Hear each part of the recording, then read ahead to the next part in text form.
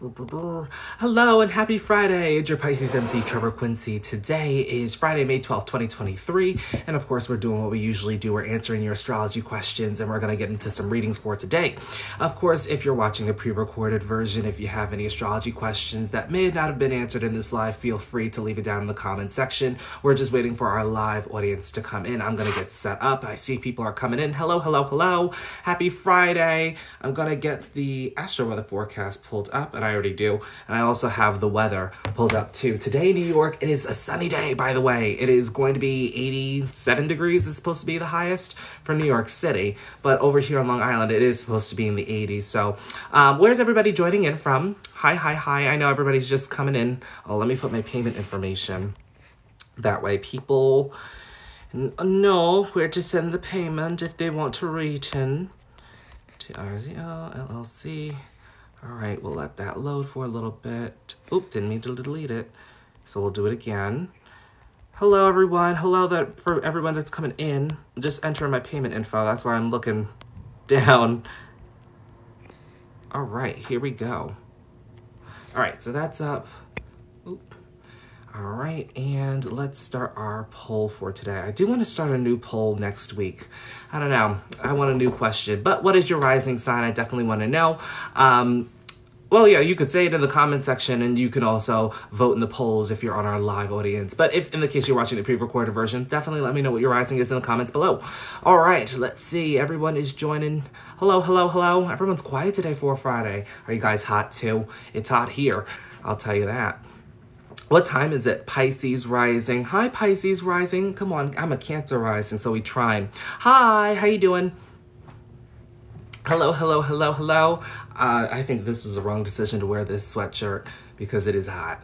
But, well, if you see me sweat, we're going to glisten, okay?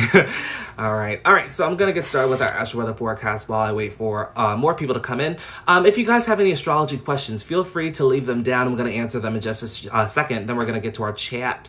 And then if in the case that you guys want readings, it's going to be $15 today, same as usual. You could send it to TRZO LLC on Cash App, PayPal, or Venmo. It is synonymous through all three platforms. All right, so let's get started with our astro weather forecast for today, Friday, May 12th, 2023. Sun is at 21 degrees Taurus, Sun is at a critical degree. Moon 21 Aquarius, Moon is at a critical degree. Sun and Moon are square. Mercury 6 Taurus retrograde, Venus 5 Cancer, Mars 25 Cancer, Jupiter 29 Aries, Jupiter is at a critical degree.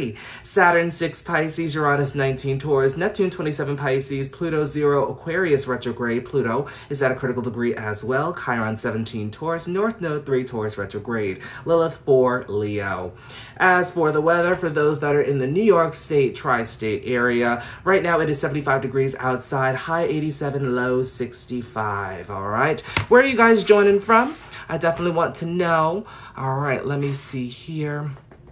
All right, what is the difference between Lahiri and Fagan-Bradley systems? Good question. Not many people ask that. There's about a 53 arc minute difference between Lahiri and Fagan-Bradley. Fagan-Bradley is 53 arc minutes behind Lahiri. Lahiri is 53 degrees or 53 arc minutes ahead of Fagan-Bradley. If you're using the standard sidereal astrology or you're looking at the sidereal wheel, it will default to Fagan-Bradley. If in the case that you want Lahiri, I recommend going on astro.com. AstroSeek also has it too, but I don't really like AstroSeek. I'm not going to lie to you. Their degrees are a little bit off for me.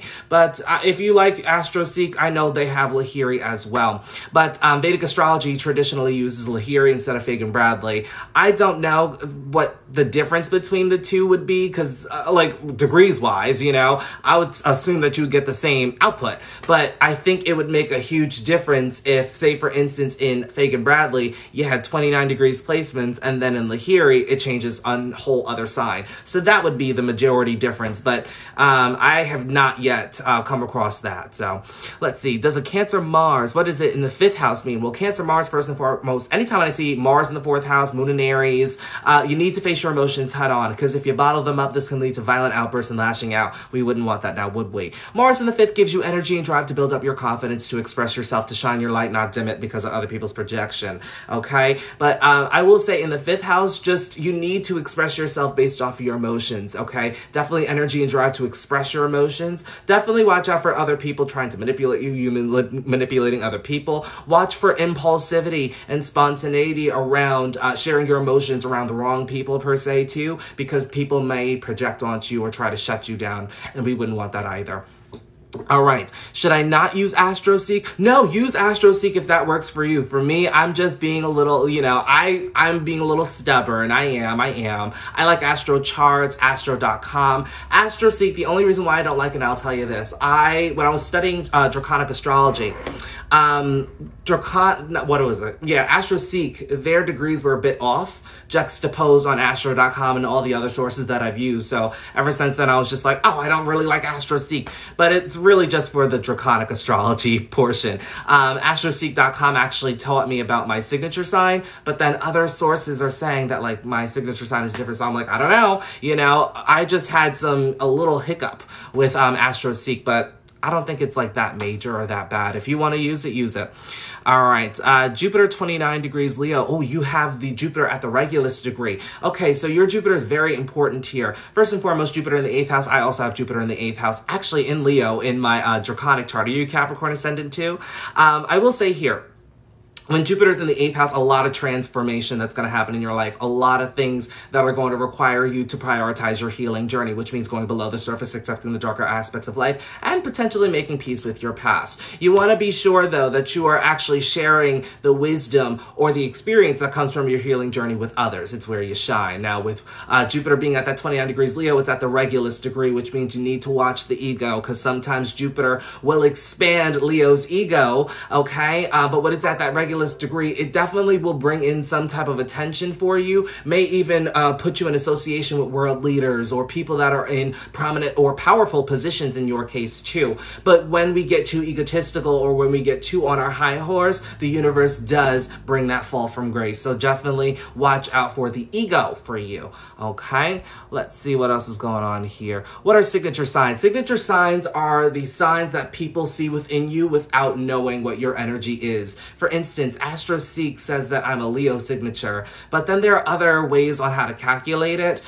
So mine can be quite ambiguous. So basically, for instance, say for instance that I have a Leo signature. A lot of people actually on my lives before have said, oh, I see a lot of Leo in you, because I'll let a lot of people try to guess my sign. And basically it's just saying like what they majorly see in you per se. But in the case if you have an ambiguous signature, it just means that you have 2 or more signs that people can see within you. That's it. Do I use whole sign or Placidus, and why? I tend to use both, especially when I'm doing analyses. But when I do these live readings, which in the case if you want one today, I'm going to show you in just a second. But like if in the case that I do just like a normal analysis, I tend to use both. Placidus is great for psychological analysis. It's great for our inner selves. I call it the inner astrology per se. And then whole sign is great for how the planets will manifest and the logic behind certain things as well. So you can't really argue whole sign, can't argue sidereal either. Placidus is more psychological based. It's why we make the decisions that we make. What advice do you have for a person with dominant Virgo and Sag placements? Watch for self-criticism, criticism of others, and you definitely need a plan. With Sagittarius energy, you need to speak out your wisdom, your story with other people, but watch for the lecture Larry, preachy teachy energy, okay? Not everybody's gonna buy tickets to it, okay? Also with Sagittarius placements, you need to know your audience, because if you don't know your audience, that can leave a bad taste in other people's mouths just by you being yourself, because not everybody knows your energy per se. But I will say it's very mutable. You're very versatile, adaptive as well. Just be sure that we have some sort of plan and that we're prioritizing our responsibilities. That's it. All right, let's see here. Do orb 8 aspects count? It really depends on the astrologer per se. There are a lot of people that use orbs up to 10 degrees like myself. There are people that shorten that for 7 or 8, like Astro Charts. They have, it depends on the planet. They have like 7 a 7-degree orb for some planets, 8 degrees for others. Some have a default of 6. So it really depends. At the end of the day, I do it within 10 because it's, I keep it within the decan, and then if it's in a different decan, it's still within that 10-degree orb, so you're still feeling some of that energy. Anything above 20, I'm like, no. But then there's Jaimini astrology. It's a system of Vedic astrology that actually, like anything within a sign, doesn't matter if it's at 2 degrees or 20 degrees, they aspect the signs. They don't aspect by degrees, so it really depends. Let's see, Aquarius Sun, Aries Rising, Scorpio Moon. What a mix. How's that manifesting for you? Thank you so much. Of course. Saturn conjunct Moon in Leo in the 12th house. Saturn conjunct Moon, I'm not going to lie here. You may feel like your parents may be karmic. Parents could be there physically, but not emotionally. Within the 12th house, a lot of hidden emotions. Sometimes it's hard for you to become conscious of your emotions as well. This could be because of past traumas. This could be because of things that have happened that you didn't quite deal with in that moment, but your subconscious stored them. So it is really important that you're prioritizing your spiritual development journey, establishing some sort of connection with the universe, as well as trusting in the unknown. Saturn wants you to stay in solitude, by the way, because when Saturn's in the 12th, I tend to see people in this go, go, go energy. They want to go and do things and get them done, but they don't prioritize themselves. They don't prioritize their solitude. So Saturn really wants you to prioritize your solitude. It's where you shine the most as a Virgo ascendant, okay? Let's see here, moving on. Okay, how did I learn astrology? Well, in 2018, it really all started with my sweet mate that never moved in. I was going to school in Las Vegas at the time. She wanted to know everybody's big 3, and of course, I didn't know what the heck that was. I knew I was a Scorpio sun, but I found out my big 3, and at the time, I was into tarot because I was auditioning for American Idol, so I was like, am I going to get on the show? And, I was into more tarot and numerology and the Myers-Briggs. I was into all of that. I wasn't into astrology yet. But 2019, my life had kind of hit this like wall where like I started processing everything, and I was in isolation a lot too. And so I started on my healing journey. I was immediately met with that dark night of the soul. For those that don't know, it's kind of like the shedding of the ego, where your mind is deconstructing things that you've learned for so long. And, so I was going through that. And in 2019, that's when I really started learning my chart and really started understanding why things were happening in my life the way that they were. Also, I had gone through a very transformative experience, and Saturn was transiting over my Pluto placement. I found that out a couple of weeks ago, and I was just like, what? But really, I've just been learning myself, because I have Jupiter in the 8th house and Saturn in the 10th, and those are the 2 things that I'm just like, the minute when I learned about it, it just made so much sense, because no matter what I did with my career, I could never take that step forward. And like, I just found that there was a time in my life where I was going through all this transformation, and it was quite reckless, if you know what I mean. I'm not gonna lie, like I definitely put myself into that experience, but then there are other times where there are things that are outside of my control.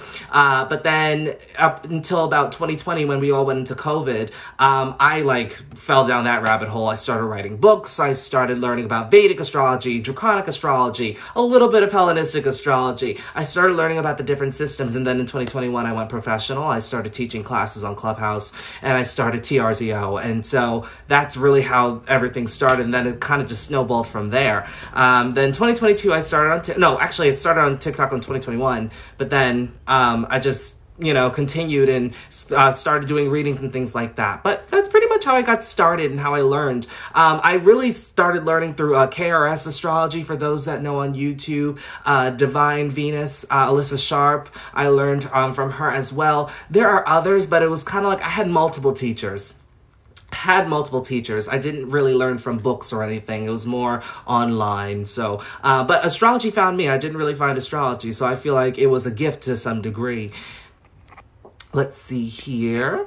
All right, Pisces, Moon, Aries, Mars, out of sign conjunction manifestation. Depending on the house, it may differ, okay? Because Pisces, Moon, you find emotional fulfillment through spiritual development, establishing our connection with the universe and through your subconscious. So you may daydream a lot, okay? But when it's conjunct Aries, Mars, there's this tendency to kind of rush through your spiritual growth, through that connection with the universe. Perhaps maybe you want your manifestations right away, or perhaps maybe you want to feel emotionally fulfilled the quickest way possible, so much so that you may go and do some impulse things, or you may be so spontaneous to try to get that emotional fulfillment. It's all about taking your time personally, especially if there's an aspect with Saturn here too. Since your moon is afflicted with Mars, I wouldn't say it really depends here, because it is second from Mars, technically, on a Vedic standpoint when we're using derivatives.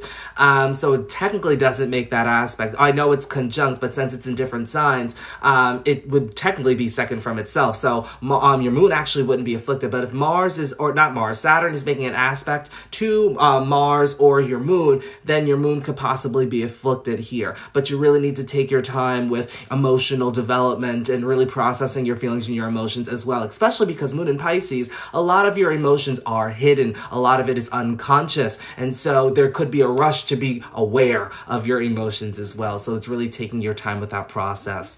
Okay. I really appreciate you answering my questions. It means a lot, of course. Thank you, thank you, thank you.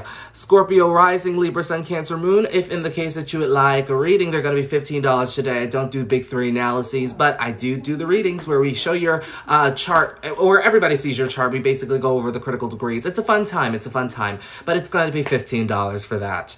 Let's see here. All right, any more questions? Mars and Aries in the 12th house. Thanks for answering, of course. So Mars and Aries in the 12th house, energy and drive through self-identity, independence, life's direction, taking action towards your life's direction, and really giving back to yourself through self-nourishment. When it's in the 12th house, there's energy and drive to focus on spiritual development, establishing that connection with the universe and trusting in the unknown. But there can be the tendency to rush these things because they're not going as fast as planned. Or perhaps maybe you set up an expectation for spirituality and it may not be going in your favor. You need to learn how to slow down. Aries in the 12th can be a challenging placement, is because becoming aware and conscious of your energy may be a little bit hard here, especially because it's a lot of subconscious work. Pay attention to your dreams and be sure that we're not rushing through our spiritual development journey, as well as rushing that connection with the universe as well. Rushing to trust in the unknown, especially. This can lead to years of psychological undoing, unfortunately, okay? But it is a very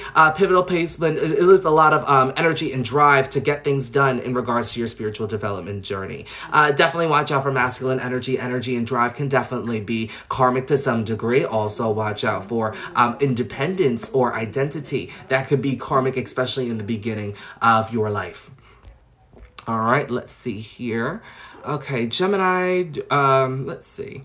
Gemini, Jupiter retrograde, conjunct Taurus ascendant. All right, so that Jupiter is going to actually be in your second house, technically, although it is conjunct your ascendant. I'm assuming you are at 29 degrees Taurus ascendant, probably. So they're both probably going to be critical degrees. But Jupiter retrograde, anytime when you see a planet that is retrograde, it's going to reverse the roles but make the planet stronger. Okay, so with you, you have lessons in regards to worth, value, material security, as well as giving back to yourself through self-replenishment. Well, also when it's in Gemini, there are lessons that you're relearning in regards to siblings, cousins, your immediate environment, communication, developing your skills, as well as being witty, lighthearted, and becoming curious of mundane knowledge, okay? To expand, you need to introspect. That's really all that the Jupiter retrograde means. When it's conjunct that Taurus ascendant, you have a lot of wisdom and a lot of experience, but to tap into your natural gifts and talents, you need to introspect it. That's how you can take action to move forward on your life's direction.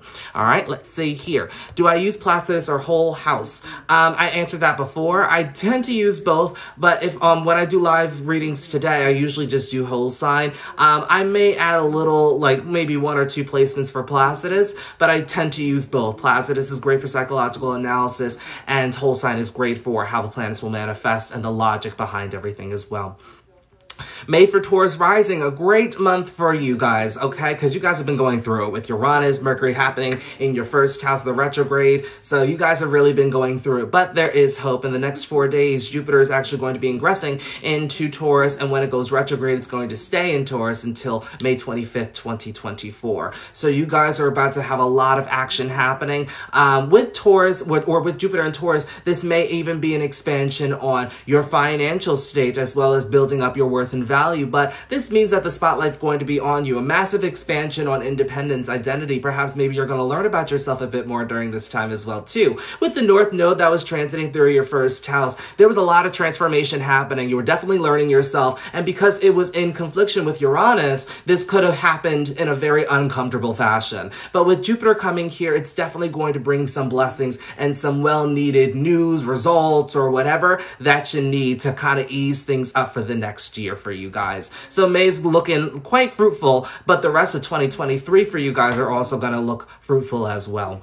All right, let's see here. Happy Jupiter return to ya. Happy Jupiter return. I remember my Jupiter return. I was the prom queen in the universe's eyes. That's right. That's right. Crown and all. It was 2021. I have Jupiter in Aquarius naturally, and I would say my Jupiter return was good, but like I have Jupiter in the 8th house, so it did come with that 8th house-ness, didn't it? All right, Virgo in the 2nd house means little money? No, it actually means that you'd benefit from having multiple sources of income. Why do I say that? Virgo is ruled by Mercury. It's actually exalted in Virgo too. So Mercury is strongest here, which means that you can actually make money doing whatever it is that you need to do. Virgo is the sign that really leads by shining its own light, not with Leo. You know, it's more about personal development and kind of leading your own path, making your own path by shining your own light and forging that path moving forward. So you'd benefit from having multiple sources of income, but you really need to monitor your spending here, because with Virgo energy, there could be the criticism or self-criticism based off of things that you may have done, you know, so definitely watch for frivolous spending, especially if you're the Leo ascendant as well. Also with Virgo in the 2nd house too, this is an area of your life that's going to get better with time because Virgo deals with development. And so it really takes a lot of introspection, a lot of time by yourself, especially to establish your worth and value. In regards to building up money for yourself, this does require effort and productivity on your behalf. Of course, you want to pay attention to any aspects that are being made to this position if you have any placements in the 2nd house, especially too. Okay, let's see here. I am so introspected. You and me both. Look, I'll tell you that. Thoughts on Uranus conjunct rising in Pisces at 0 degrees. Well, your rising's at that critical degree. Uranus, is that the transit or that your natal Uranus placement? Well, I will say here, when Uranus is sitting on top of the ascendant, the universe will not let you become uncomfortable. The minute when you think that you know yourself or you're becoming comfortable in your identity or your sense of independence, the universe always shakes it up. Why is that? It's because you're meant to be different, okay? And you need to realize how you are different in your life or why you are different, okay? And that's because you have the energy that can really progress society forward, that could potentially make the world a better place. But it is really important that you listen to those ideas that come from the discomfort or when you feel at most comfortable too, is because that can really help you to execute any future endeavors that you may have for yourself, especially if you have 11th house placements too. All right, let's see what else is going on here. All right, this is true with Uranus and Pisces square my Sag rising, both at critical degrees too. Ooh, you know, where is that Uranus Pisces? Is that in the 10th or the 4th house? The way you explain is so fantastic. Thank you. Thank you for helping me understand. I'm trying so hard not to stumble over my words because of this retrograde. Look, I'm ready for it to be over. 2 more days, everyone. 2 more days. Oh, God. Okay. Oh, 4th house. Okay, so that's the square. Oh, you know what? Then that's a conflict with authenticity, because perhaps maybe the Sag rising definitely requires a lot of freedom, but Sag and Pisces tend to run away from their problems or their emotions. So to learn your authentic self, you really need to sit in your emotional self and process those feelings and your emotions. For Sagittarius rising, Sagittarius don't like to dwell on emotions. Fire signs especially actually don't like to dwell on emotions. But Leo is actually the excuse because they tend to be a lot more emotional. But Sagittarius tends to run away from emotions. Pisces tends to escape from it. Once you process your feelings and your emotions and listen to your intuition, this is going to alleviate any inner conflict and tension that you may have, just as long as you don't escape it. Establishing some sort of connection with the universe will also help you to alleviate that inner conflict and tension there, and it'll help you to learn yourself more on that deeper level. Or that foundational level, I should say, too. Can this retrograde end already? Look, I'm telling you, oh my God, let me tell you what happened. So yesterday I went to the city, very adventurous day. I walked around Long Island City. I walked to this waterfront. I found like 3 different waterfront piers. It was really good. It was a good day. I walked from Queens to Brooklyn. I just enjoyed myself. On my way back, I took a train, and it was an express train too, from Long Island City to where I live. And what was it? There's an app that you can pay the tickets on. It was not working, not just for myself, but for everybody on the train. What was their solution? We're going to charge them $6 more than the fare, and then they have to show up to a window that wasn't disclosed to get that reimbursement. Talk about Mercury retrograde. And so issues that were based off of their behalf, they're going to charge you more. Makes sense, right? So yeah, I'm ready for this retrograde to be over. It has affected me more technological, juxtaposed like in a personal setting. But yes, I'm ready for it to be over. It's been very chaotic, and thank God it's going to be over in 2 days. You know, we made it, everyone. We made it. We made it. We made it. When does the retrograde end? May 14th on Sunday. So no, yep, Sunday. It ends on Sunday. What's new for Scorpio risings? Jupiter is about to go into your 7th house of relationships, partnerships, interpersonal connection, business contracts. So this means that you guys are expanding on your inner circle, perhaps maybe being more social, going out, perhaps maybe you're wanting to start that new business and that could actually come effortlessly for you. Just be sure here that we're not over obsessing with that as well, staying in relationships that do not serve us, okay, or toxic relationships too. Okay, let's see here. I'm liking this question and answer today. I am.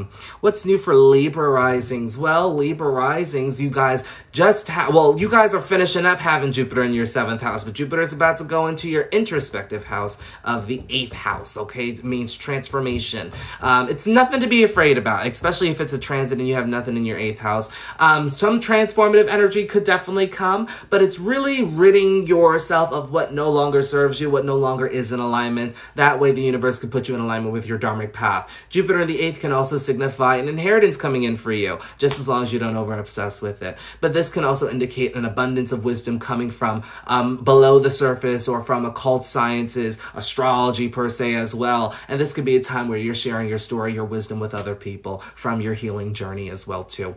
So that's what's going on with Libra risings. And then for Saturn, Saturn is in your, 6th house of mundane responsibilities, work schedule, routine around personal development and physical health, your daily operations as well. So Saturn here definitely needs to pay attention to your physical health, the Libra risings. For the next 2.5 years, you would benefit from having some sort of structure and organization within your day-to-day. Be sure to not escape any mundane responsibilities or anything within your day-to-day as well, okay? Setting up those energetic boundaries in your day-to-day are going to be very, very important, okay? Because there's a tendency to take on energy from other people, places, things, the nouns, okay? Setting up those energetic boundaries, that way no one's taking advantage or draining your energy. All right, what's happening for Leo risings? I might as well go through the whole list, shouldn't I? But, okay, so for Leo risings, you guys have Saturn in your 8th house, and you also have Jupiter going into your 10th house in about 4 days. So with Saturn in your 8th house, definitely watch for controlling issues, micromanaging things that are outside of your control, also confronting fears with intimacy, vulnerability, and going below the surface, accepting the darker aspects of life, making peace with your past. Hey, Brittany, how you doing? And then with Jupiter going into your 10th house, career, status, legacy, life's work, about to have an expansion. I'm just finishing up having Jupiter in my 10th house. It was a fun time. It was, you know, but I'm ready for it to go into my 11th house. I'm going to see what that brings. But I will say here, it's going to require a lot of patience in your career, status, legacy, and life's work. There's going to be a lot of opportunities to where you can grow, but it's going to be a time-consuming thing here, okay? You definitely want to take your time. It's all about patience. Remember, Taurus is like watching paint dry, you know? So when you're taking your time, whatever you're going to build during that time, it's going to be effortless, but it's going to be around for a long time too. All right. Thanks for the info. You explained everything so well. Thank you. Leo risings just explained. Pisces rising. So you guys have Saturn in your 1st. Identity, independence, taking action towards your life's direction may be a little bit harder for you during this time. Establishing that connection with the universe is always going to help you out here, because Saturn actually does fairly well in Pisces, okay? But I will say with Saturn in the 1st, any action that you're taking during this time needs the consistency, needs the structure, needs the organization, okay? Also with Saturn in Pisces, it's all about making your dreams a tangible reality. So really paying attention to your subconscious, but taking the action necessary to make those dreams a tangible reality for yourself. Let's see here. You guys have Jupiter going into your 3rd house of communication, developing your skills, siblings, cousins, immediate environment, as well as becoming curious of mundane knowledge, which means that you can back up any information that you are sharing with other people with your experience, okay? Finding a personal belief system, a philosophy per se, will definitely help this out too. Just watch for spreading any misinformation, okay? Talk slowly during this time. It's a great time for artists, musicians, if you're Pisces rising, for Jupiter going into your 3rd house, because this is going to be a great time. You're going to have a lot of opportunities to really express your thoughts, your opinions, or perhaps maybe your style of communication as well. All right? Can I buy a reading for this live? Of course you can. That is open $15, Cash App, Venmo, PayPal. The name is synonymous through all 3 platforms, TRZO LLC. see, okay? Let's see here. What were you saying about Mercury retrograde and reimbursements? Oh, no. So I was talking about my own personal experience that happened yesterday, and it was very Mercury in retrograde. So I went to the city yesterday, New York City, because I live in New York, and it was a really good day. I had a fun time. And I was taking the train ride to go back home. I have an app to buy my ticket on my phone, and the app was glitching, but not for myself, for other people. And so we told the conductors actually got pulled off the platform. They had to go talk to their manager. So what was the business's solution for their development glitching during this Mercury retrograde? They charged every passenger that did not have their ticket $6 more, and then said that we were going to reimburse you at a window with no location. So it just didn't make any sense, you know? It was just very Mercury in retrograde. And also, I'm like, it's just interesting watching people do business, to say the least. But I didn't stress about it too much. I ended up paying the $26. But it was supposed to be a $20 ticket. So that's Mercury retrograde for you. Scorpio rising. No, I didn't do Scorpio rising. Scorpio rising. Actually, no, I did. Scorpio rising has Jupiter going into their 7th house for Taurus. So now is a great time to expand on relationships, partnerships, interpersonal connection, business contracts. Just be sure to dot your I's, cross your T's if you're doing anything business oriented. Now is a great time to be social, to get yourself out there, as well as really putting yourself out there in terms of entertainment if you guys are an entertainer. With Jupiter being in Taurus, it's a great time to expand on business finances as well for yourself. Just be sure that we're not staying in anything that no longer serves us or that's kind of toxic in regards to relationships.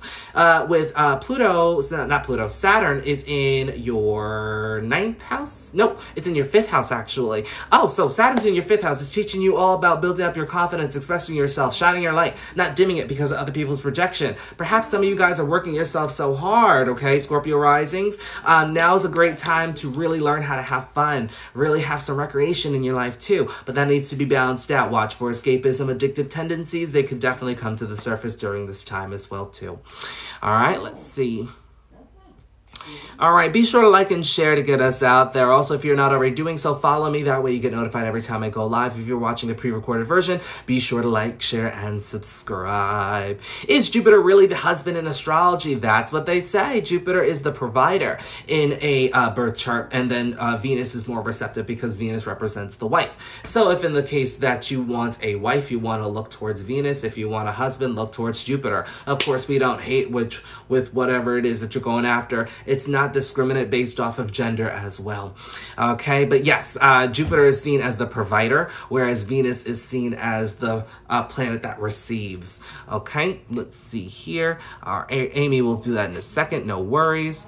Let's see. Thank you. Virgo rising. So Virgo rising I didn't do. So Virgo rising, especially, I want you to pay attention. Saturn's in your 7th house of relationships, partnerships, interpersonal connection, business contracts. Great for starting a business. Not so great for relationships here. Could bring delays in relationships. Karmic relationships can definitely come to the surface. Be sure not to fall in love with the potential. If in the case that you are wanting to start a relationship here, Saturn really wants you to master this area for the next 2.5 years. Also making your dreams a tangible reality via a business. You don't want to escape any business dealings. If you're signing any contracts, dot your I's, cross your T's. That's it. All right. But for the most part, Virgos tend to be practical, but it's really setting up energetic boundaries in relationships as well. There can be a tendency to have other people drain your energy, or other people are taking advantage of your energy, and that's something that you're not aware of. Okay. With Jupiter going into Taurus, Jupiter is going into your 9th house of philosophy, finding a belief system and finding your own personal meaning of life. A lot of opportunities presenting themselves,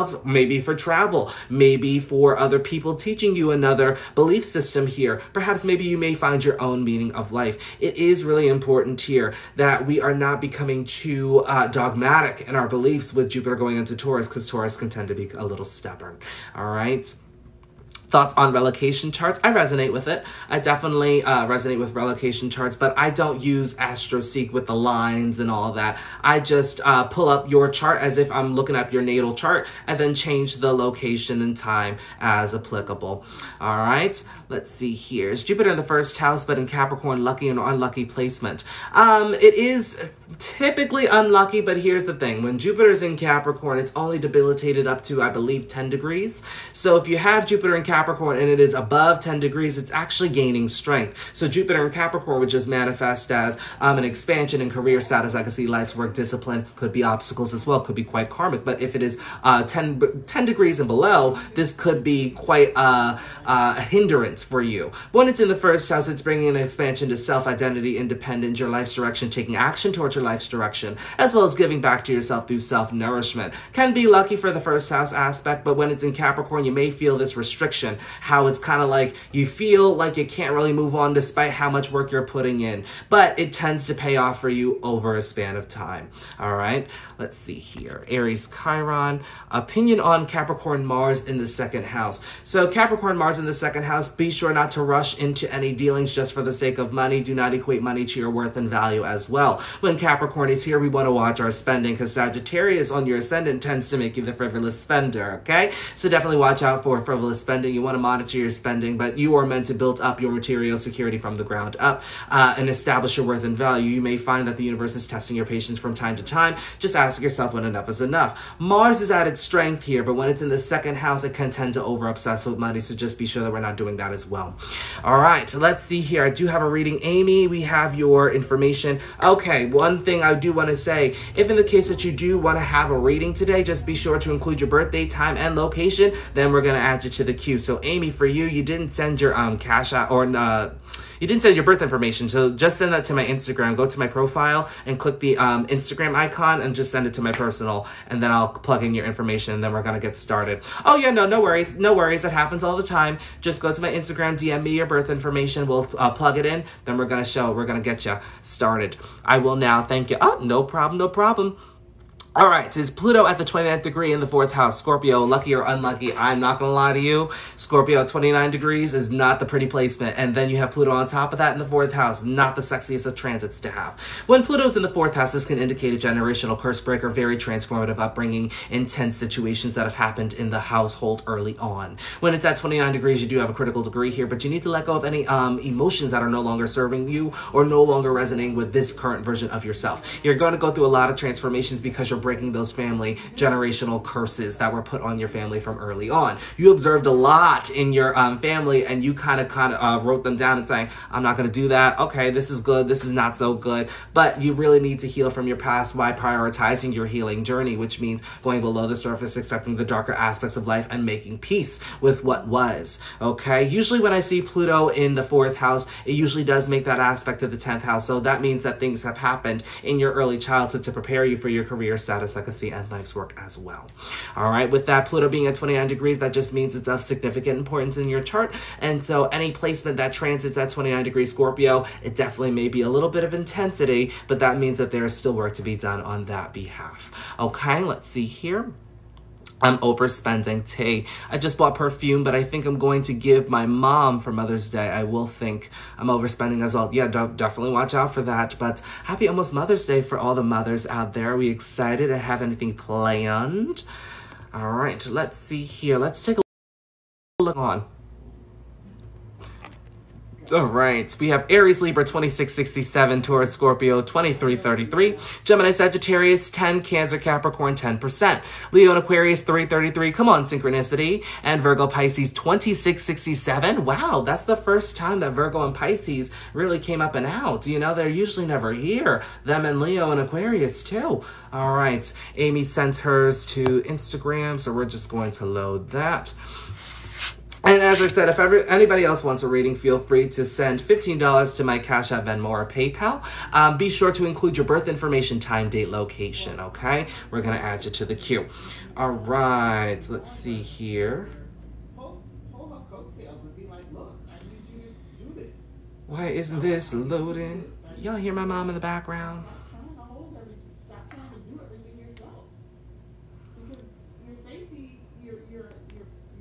Right, let's see here. I also got Carla's too.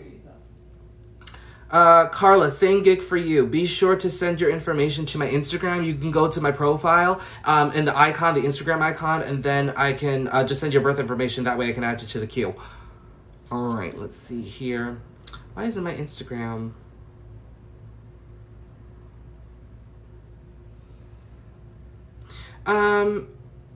You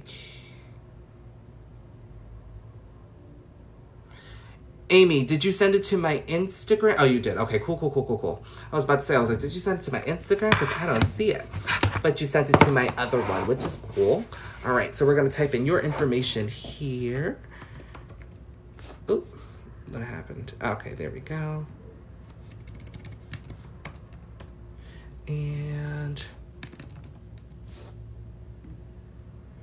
And you said you wanted Sidereal. Oh, Placidus. You wanted Placidus. Okay, cool. I can do Placidus. And when is your 3/27? 2. And cool. All right, so here's how it's going to work. For those that are interested in getting a reading, I'm going to actually show your chart in front of our live audience today. That way everybody can get to know who you are. We're going to introduce you, bring you up on stage. It's going to be a fun moment. We're going to look at critical degrees. What are critical degrees? Critical degrees are degrees of significant importance. So if you do have a critical degree, you need to pay attention to the house, to the sign that it's in, as well as any transits or aspects being made to that specific position, because the universe will definitely bring in some fated events or events that will help you to evolve and kind of progress forward on your journey as well. Oh, I have to type this in again? All right. Also, retrograde planets, if you have any, I don't really go over the retrograde planets, but if you do want me to, spend some specific time on it, definitely let me know. Also, if you want specific questions answered, be sure to let me know. That way I can, specify or pay attention to that specific area of your chart. I do specific questions. They don't charge extra. All right. But just be sure to differentiate. All right. Without further ado, let's get all set up here. Let's say hello to Amy. Hi, Amy. Hi, Amy. Come on, Scorpio Ascendant. We see you. All right. So we're going to get you balanced out. Let's just see if you have any critical degrees here. Pluto 22 Scorpio, critical degree starting over here. And that's pretty much the only critical degree that we have over here. We're going to go over here. Okay. Let's see. We have Moon 29 Capricorn critical degree, Venus 17 Pisces critical degree, Mars 0 Pisces critical degree as well. All right. So you got a few critical degrees, nothing bad, nothing major. Mercury is in retrograde as well as Jupiter. So be sure that we are introspecting to obtain the blessings of those placements.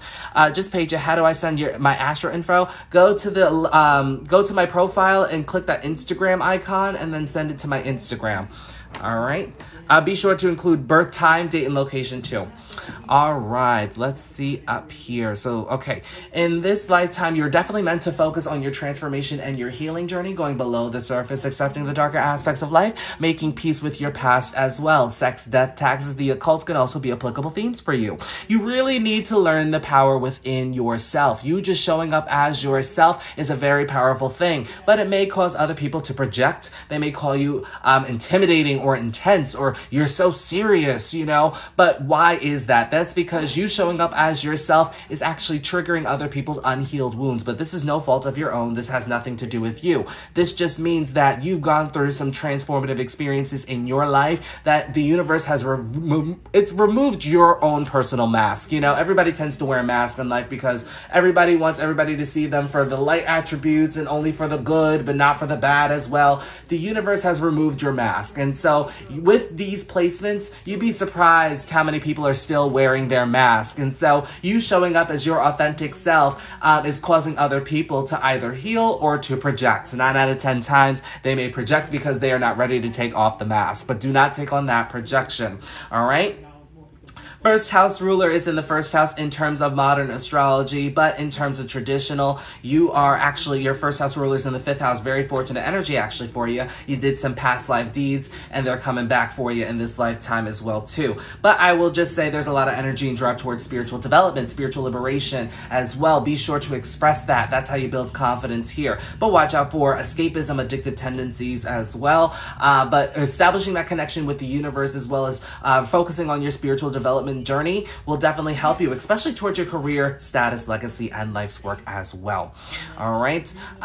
Sorry. No, you wanted the 4th house as well too. Well, with Mars being in the 3rd house, this means that you can actually be a very passionate speaker, very direct speaker too. Just watch for the argumentative energy. But with Mars and Pisces in that 3rd house, I will say that your communication, sometimes it may be hard for it to understand where your communication is coming from or where your information is coming from. Really establish establishing that connection with the universe and listening to your subconscious will definitely help you to better understand the information too. So it's really that relationship or that connection to your subconscious too, with Mars being in the 3rd. Okay, moving on, we have nothing in Sagittarius. Just means that in terms of whole sign, just be sure to watch for frivolous spending. Establishing some sort of belief system or philosophy will definitely help you to increase your earnings or expand on your earnings too. Now, in whole sign, you do have Capricorn in the 3rd house, but in Placidus, this actually falls in your 2nd with the exception of the moon. With North Node being in the 2nd, Uranus and Neptune, sudden changes with money, so just be sure to watch for frivolous spending, another indicator here. But you may yearn for financial stability and security. It's definitely going to come to you, but you're destined to build up your material security for yourself, which means that you need to face this area of your life in a more realistic approach. With North Node being in Capricorn, major focus is going to be on career status, legacy, and life's work, the work that you do in front of the masses. Okay, when this is in the 2nd house, learning your worth and value is going to be something that is going to come over the span of time. It is really important for your Capricorn North Node in the 2nd house not to equate money to your worth and value, okay? With Uranus being in Capricorn, sudden changes could happen in your career as well. This can definitely affect finances. Perhaps early on, it could have been hard for you to understand your worth and value. The universe definitely may test you a lot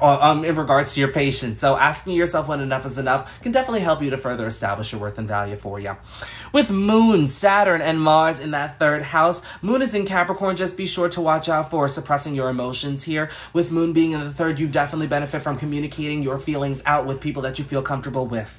Okay, but as I said, with that Moon being in Capricorn, just watch for suppressing any emotions here. You do find emotional fulfillment through communication, developing your skills as well as siblings, cousins, and your immediate environment. You definitely may find fulfillment through definitely gaining more mundane knowledge too.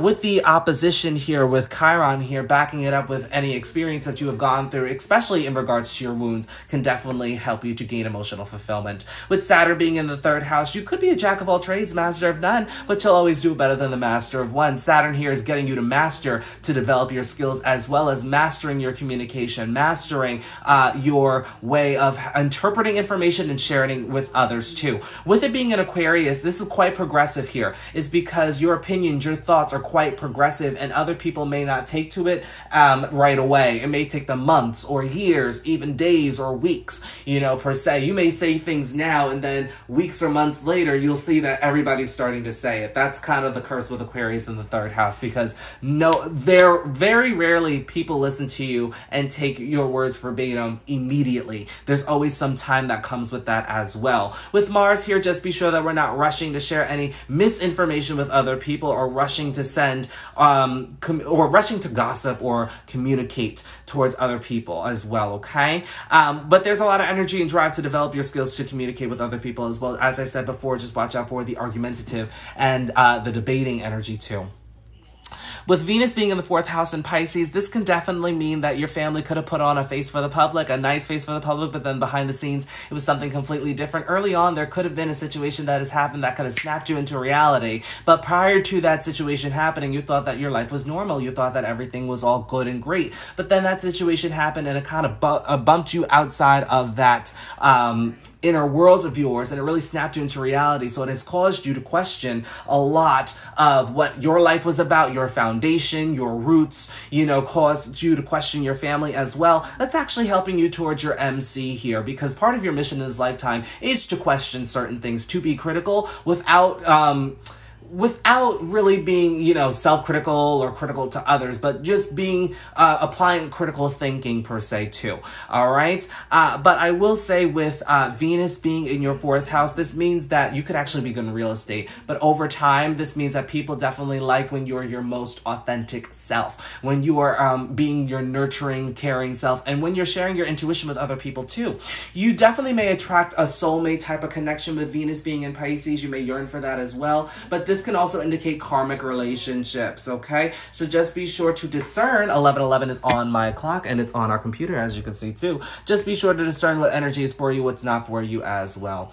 With Mercury also, Mercury is actually in the 5th house with the Sun too. So with Sun in Aries, major focuses on self-identity, independence, taking action towards your life's direction, as well as giving back to yourself through self-nourishment. With that being in the 5th, there is definitely focus on building up your confidence, expressing yourself, and shining your light, not dimming it because of other people's projection. With Mercury here, you definitely like to express your words, could be a great public speaker here. There is an aspect to your MC, though compromise is required on your behalf. It is really important to think before you say, think before you do too, because Aries tends to be spontaneous and a bit impulsive. So just be sure that we are thinking before we are saying anything, or thinking before we are applying action towards a specific thing as well.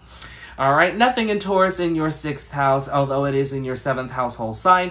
That just means in a past life or early on in life, major focus could have been on establishing your worth and value, definitely building up material security for yourself, as well as giving back to yourself through self-replenishment. But in this lifetime, these themes are actually going to affect you in relationships, partnerships, interpersonal connection, business contracts, as well as your mundane responsibilities, daily operations, work schedule, routine around personal development, and physical health. Nothing in Gemini as well, but it is going to be 8th household sign, 7th house in Placidus. So that just means that with 8th house, you definitely want to share your wisdom that came from your healing journey with other people, but definitely watch for spreading misinformation or spreading gossip, because that can turn transformative for you.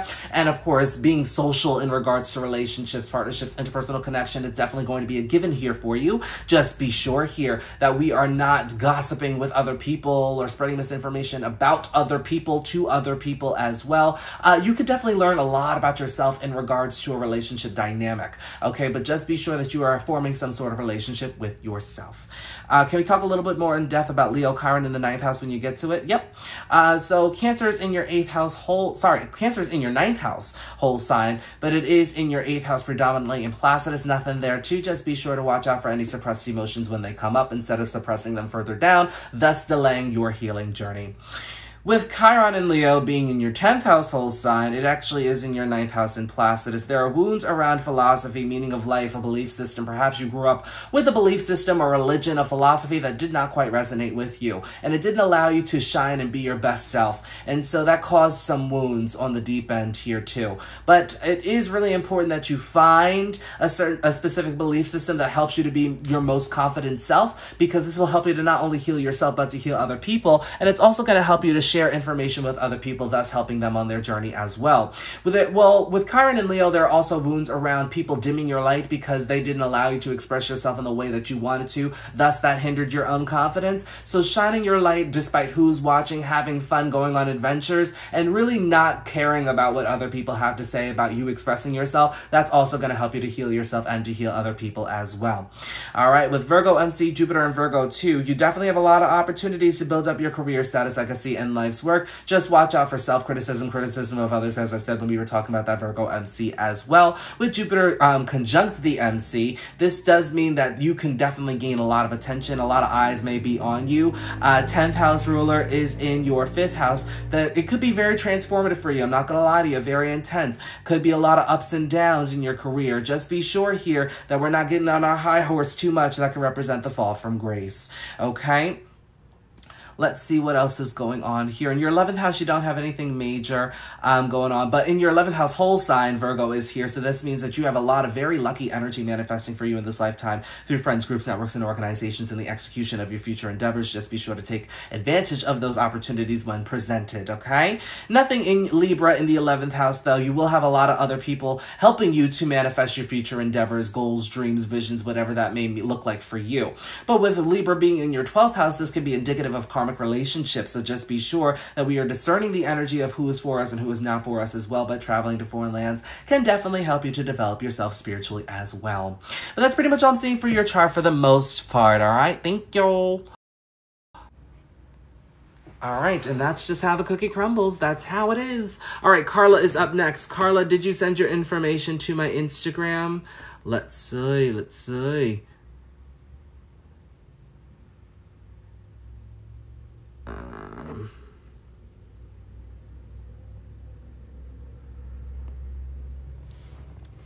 Is Carla here? Okay, Carla did. All right, cool, cool, cool, cool. Ooh, October birthday. I love seeing an October birthday. Yes, I did. Yep, I got it. I got it. And you're from Texas. I don't have a song for Texas yet. I do need one. Let's see here. And Amarillo. All right. Let's see here. Let's see here. I have a birth chart, but I don't know how to interpret it. Can I pay you to interpret it? Absolutely. Readings are open today. It's only going to be $15. Of course, Amy. Of course. Not now, though. Maybe next time. Oh, yeah. It depends. If we do meet again, then of course. Oh, you're in New York? Oh, you're a native New Yorker. I'm in NY. Well, not in NYC. I'm on Long Island. But I was actually in the city just yesterday. Are you in Queens, Brooklyn, Manhattan, Staten Island, the unknown borough? By the way, I've been seeing a lot of synchronicities for Texas. A lot of license plates here. Let's see. Okay. 10, 4. And 9, 10. Ooh, Manhattan. I love Manhattan. I lived in the financial district in Washington Heights. I love going to Manhattan, but I can only take Manhattan in increments. All right, so let's say hello to Carla. Hi, Carla. Hi, Carla. Oh, Taurus ascendant. All right, let's see what's going on down here. Do we have any critical degrees?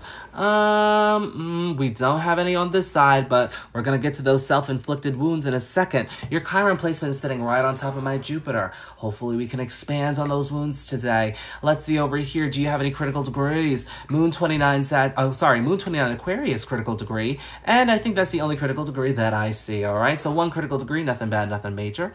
I thought I was a Gemini ascendant. Did you send the right information? I have October 4th, 1957, and I have 9:10 p.m. But, yep, nope, according to this, you are a Taurus ascendant. All right, hopefully I have the right information. So we're going to wait a little bit. We have almost the same placements. Oh, interesting. So while we wait for Carla to reply back, we're just going to check our polls real quick. Aries, Libra, 2581, tied with Taurus, Scorpio. Gemini, Sagittarius, tied with Cancer, Capricorn, 968. Leo and Aquarius, 323. Virgo, Pisces, 2581. All right. Okay, so I'm just going to go ahead and analyze this because I don't see that anything is wrong here. All right, so in this lifetime, you're really meant to focus on your worth, your value, establishing the two, as well as building up material security for yourself, giving back to yourself through self-replenishment, focusing on your natural gifts and talents and your immediate family as well. First house ruler is going to manifest through that 7th house of relationships, partnerships, interpersonal connection, business contracts. Let's see here. Yes, but daylight savings time. Let's see here. It tends to be, it is, what is it? It is natural. Yeah, it auto detects it, but let's see. Let's not apply it. Let's see what's going to happen. Is there any change here? Gemini. Okay. I will say the year that you were born, the only reason why you probably think that you're a Gemini ascendant is because you had daylight savings time shut off. You were actually born during a time where daylight savings was in enactment. That's why you're the Taurus ascendant. But I can go ahead and, are you doing Vedic? No, I'm not doing Vedic. I'm doing tropical. But I did take the daylight savings time off. But as I'm telling you, I think that you could have been born during a time when daylight savings was in enactment. That's the reason why it showed as Taurus ascendant, but I took it off. It does show that you're a Gemini ascendant here, but I do recommend searching if you were born during when daylight savings time was in enactment, because if that's the case, then you're actually Taurus ascendant juxtaposed to Gemini. But for today, I'm going to actually, I'm going to go through Gemini, you know, because that's what you know the best as, but I do recommend on your own time looking up when daylight savings went out of, or when daylight savings was not in enactment in the year of 1957, because as I said, I use the auto apply and it usually never misses, but as I said, these things could be wrong. So let's see. Gemini ascendant, in this lifetime, you're definitely meant to focus on being witty, lighthearted, becoming curious of mundane knowledge, as well as communication, developing your skills as well. Siblings, cousins, your immediate environment can definitely be applicable themes here as well. Your first house ruler is going to manifest through that 4th house of home, family, processing your feelings and your emotions, as well as listening to your intuition, channeling your authenticity as well. All right. But I will say with Mercury and Virgo, well, Virgo in the 4th house especially, just be sure sure not to over-intellectualize your emotions that we're feeling them through. Mercury in Virgo, just watch for criticism of others and self-criticism too. Mercury in the 4th house, education definitely could have been pushed in the home. Your parents could have pushed you to further your studies to some degree, but it is in its very strong and exalted state as well.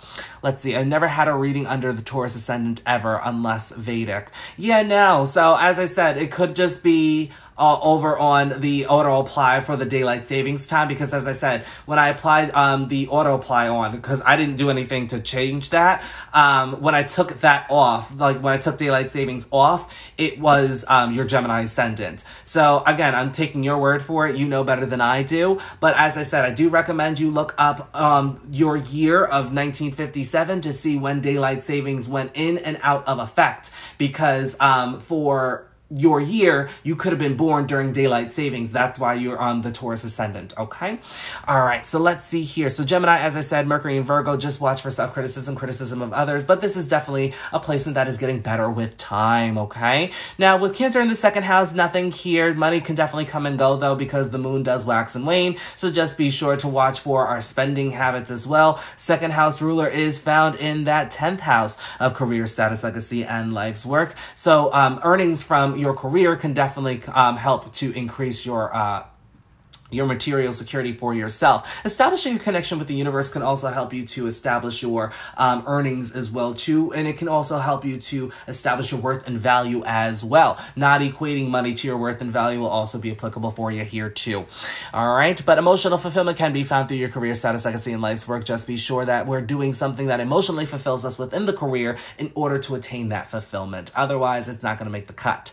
All right, Leo in that 3rd house, you have Uranus, and Pluto's in that 4th house, and we're not going to get there in just a second. With Uranus in the 3rd, this is a very progressive placement. You need to pay attention to your ideas. They're quite innovative, and they can help you to progress society forward, and they can help you to execute any future endeavors that you may have for yourself. Naturally, you can back up any information that you're sharing with others with your experience, with your wisdom that has been gained over a span of time. It is really important here that you don't take it to heart that people don't listen or take your advice right then and there. Is because with Uranus in the 3rd house, or Aquarius having an influence on the 3rd house, this can mean that you tend to say things before things happen, or it's a very future-oriented sign. So this means that the things that you say, people may not take it into effect until about months or years later. Days or weeks could be applicable here too.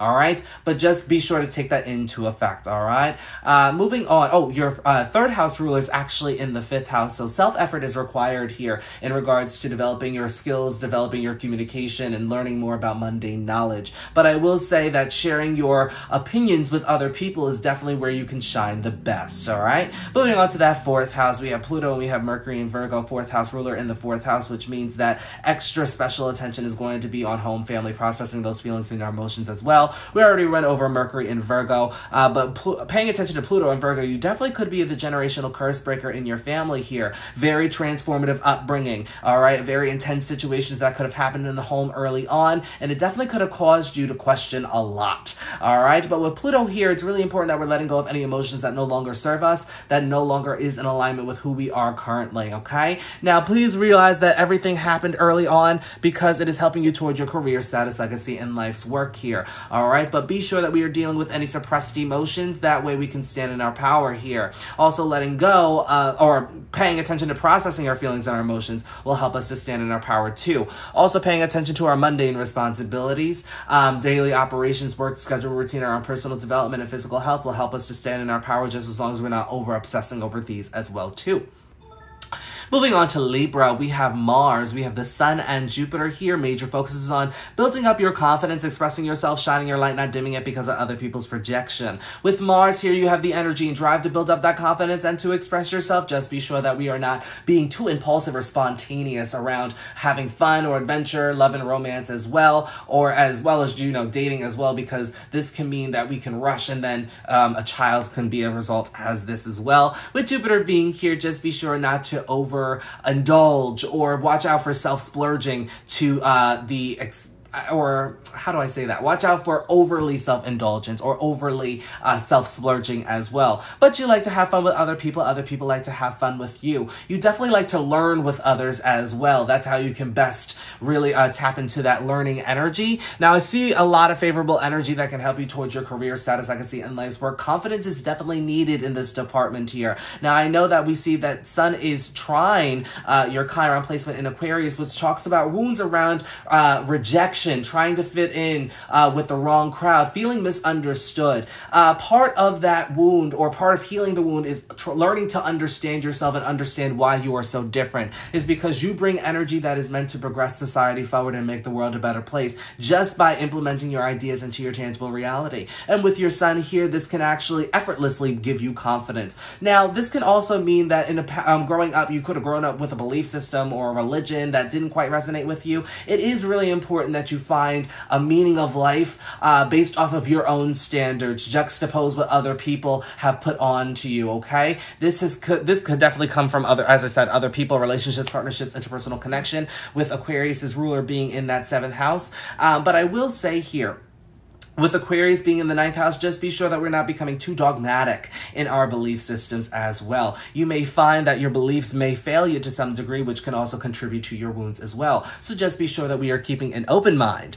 all right, based off of your beliefs as well, and keeping other perspectives in mind too. All right, let's see what else is going on here. Now, you do have your 5th house ruler in the 6th house, which means that you having fun or getting into speculative business can actually bring in some type of earning for you too. All right, we do have Neptune, North Node, and Venus in your 6th house in the sign of Scorpio. Major focus, or what you're destined for, is really moving more towards mundane responsibilities, your daily operations, work schedule, routine around personal development and physical health. Also, really prioritizing your healing journey and transformation as well, which means going below the surface, accepting the darker aspects of life, and making peace with your past. With Venus here, just be sure not to be of service to other people or helping out other people to your detriment, okay? Also, not over-obsessing over your daily responsibilities and mundane actions that are being taken there too. Neptune, you may yearn to work for yourself, or you may yearn to have some sort of dream job. You also may yearn to develop yourselves in the best way possible, and that can definitely happen, but we need to let go of what no longer serves us and let go of what no longer is in alignment. That way we can get in alignment with our dharmic path. All right, with your 6th house ruler being 12 places from itself, setting up energetic boundaries in your day-to-day will be best applicable for you. That way anybody is not taking advantage of your energy or draining your energy as well too. With your 7th house ruler being in Sagittarius, in your past life or early on in life, you definitely could have focused on philosophy, religion, finding a meaning of life, or a certain belief system. Doesn't necessarily have to be spiritual, but you were meant to expand on these themes. In this lifetime, it's going to affect you in relationships, partnerships, interpersonal connection, business contracts. Now, you do have Saturn here, which can cause delays to relationships, partnerships, interpersonal connection. Great for business, not so great for relationships here. If you're starting out a business, it may bring some challenge and obstacles in the beginning, but it gets better over a span of time. Now, you've already been through your Saturn return, which means that it's not so much the delays anymore, but rather can indicate a long-term connection. Here we go. Boop. All right, it can indicate a long-term connection, but it can also indicate karmic relationships, since Saturn is the planet of karma. Be sure here that we are prioritizing the relationship that you have with self, juxtapose the relationship that you have with others, okay? Because you are mastering relationships with other people. Be sure that you are mastering the relationship that you have with yourself, with that opposition presenting. All right, with your 7th house ruler manifesting 11 places from itself in that 5th house here, a lot of gains and rewards can come from business dealings, business contracts, as well as relationships, partnerships, and interpersonal connections. All right, this can definitely come through other people as well. With your 8th house being in Capricorn, just be sure that we're not micromanaging things that are outside of our control, as well as looking out for control issues, confronting fears with intimacy, vulnerability, and going below the surface to accept our darker aspects of life. With your 8th house ruler being 12 places from itself, there's a karmic aspect here. You're definitely healing from some karmic dealings that could have happened in your life early on, or healing from some sort of transformative experiences that have happened. Be sure to watch out for any hidden enemies, karmic dealings through endings and loss as well. A lot of that can definitely happen with your 8th house ruler being 12 places from itself, and a lot of it you may not be conscious about. But be sure that we are sharing any wisdom that can potentially help other people on their healing journey too. With your 9th house ruler being 11 places from itself, a lot of gains and rewards can definitely come when you find your own belief system, when you definitely find your own meaning of life, and other people can definitely help you to find that as well. Just be sure here, as I said before, that we are not being afraid to beat to our own drum, as well as really accepting our unconventionality, accepting our quirks for what they are, okay? Part of your mission in this lifetime is to do something that is quite original, something that very few people may know how to do. Perhaps maybe you're even the first. So paying attention to those ideas as well as executing them towards your future endeavors will definitely best suit your mission for this lifetime too. Friends, groups, networks, and organizations can definitely help you out here as well. Other people can definitely help you out here. You have a lot of expansion in this degree, all right? But it's going to get better over a span of time, usually after the Saturn return, but you already went through your Saturn return already. All right, so let's see what else is going on here. We do have Pisces in your 10th house with Moon here, as I said before. Whatever you're doing within your career, just be sure that you are emotionally resonating with it. Otherwise, it's not going to work out. Establishing some sort of connection with the universe will definitely help you out within your career because you are being guided alongside your career. Perhaps maybe you have the final vision of what that looks like, but it's all about the process of getting there as well. With your 10th house ruler manifesting in that 5th house, as I said early on, could experience a lot of ups and downs in your career, could be quite transformative. It could even represent a fall from grace if not careful. Just be sure that we are not being over egoic in our career, status, legacy, and life's work as well, or putting so much trust into other people as well, because that could be the downfall. All right, moving on to that 11th house. In Aries, you may find yourself in a lot of leadership positions, or you may be the leader of your own personal friend group. There is nothing prominent in the 11th house here. I'm not really focused on that since there's no placements, but your 11th house ruler could be found in the 5th house in Libra. It is 7 places from itself, so confidence is needed to execute any future endeavors. Just be sure not to rush through impulsive or spontaneous tendencies as well too. Last but not least, we have Taurus in the 12th house. It is an intercepted house, so paying attention to the house ruler. Of course, it is 7 places from itself in Scorpio, so tapping into that Scorpio energy, or tapping into your 6th house of day-to-day mundane responsibilities as well as daily operations will help you to better understand the energy here. But Taurus in the 12th house can tend to be a little stubborn with their spiritual journey here, but traveling to foreign lands can definitely help them to further establish their spiritual development journey. Establishing a connection with the universe could be quite favorable here, but you may even learn some type of natural gift or talent too. All right, this is actually a beneficial placement for any singers, artists, musicians as well. That could be seen with Taurus in the 12th house, though you have no placements here. We do look towards that 12th house ruler, which is 7 places from itself. This means that spirituality could be used as a form of business for you. You may meet a lot of other people that can help you on your spiritual development journey as well. It could be quite transformative, so just be sure that we are prioritizing our healing journey to that degree.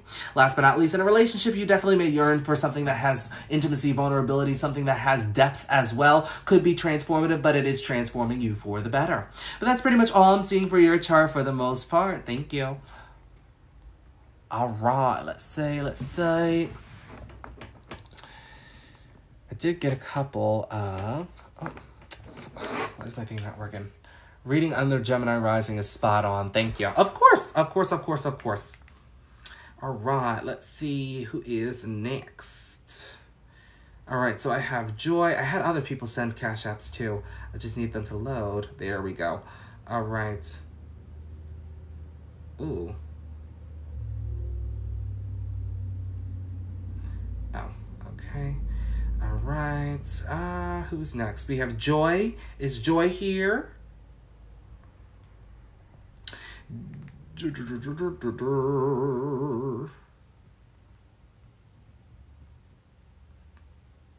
Is Joy here?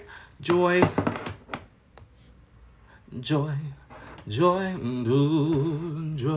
great joy.